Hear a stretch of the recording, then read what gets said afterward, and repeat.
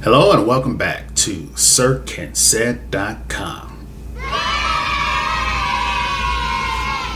So, I'm happy to say that this one was dubbed, so I didn't have to read it first and then watch it again. But today I want to talk about 11 Rebels. If you like classic samurai type movies, like 13 Assassins, which was absolutely wonderful, or The Last Samurai.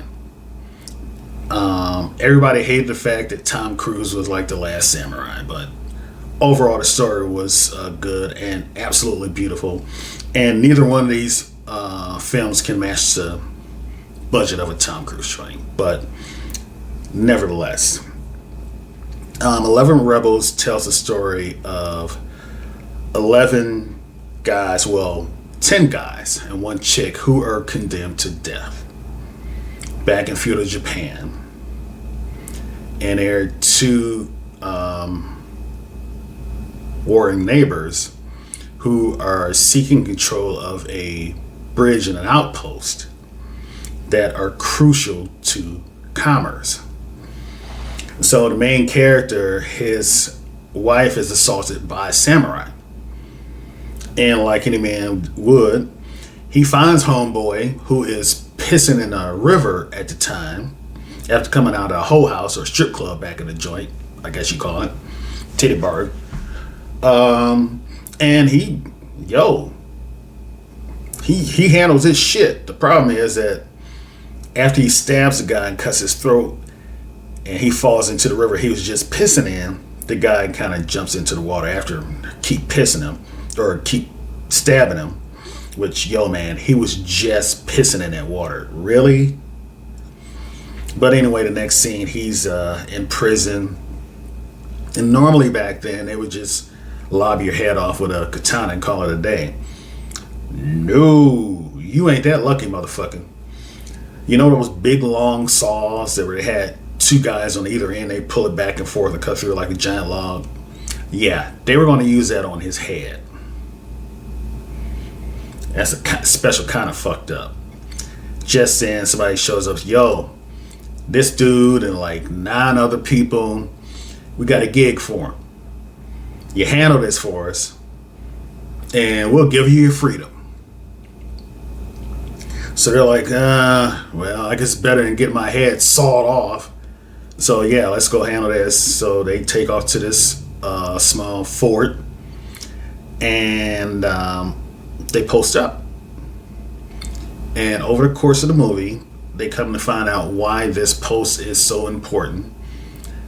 They don't understand why they were sent and not the regular military until towards the end of the movie, where they find out that 2 guys that were sent to watch over them, they overhear them saying that whoever survives this shit at the end of it, we just gonna kill them anyway. So of course they rebel, but despite this fact, they stick to the mission. So by the end of all of this, one of the guys that was sent to watch over them is one of the last guys standing. But because they kept to the mission, they kept to their word, and they fought so well, this guy starts to sympathize with them, and he slowly but surely becomes one of them. So it turns out that the troops that are sent are led by his old trainer, who he knows personally, and he rose up on them because they're there to mop up. So they're like, so he's like, who else is left other than you? And he's like, you're looking at the last survivor because I am a rebel. And the trainer guy goes like, fuck you smoking this morning, boy?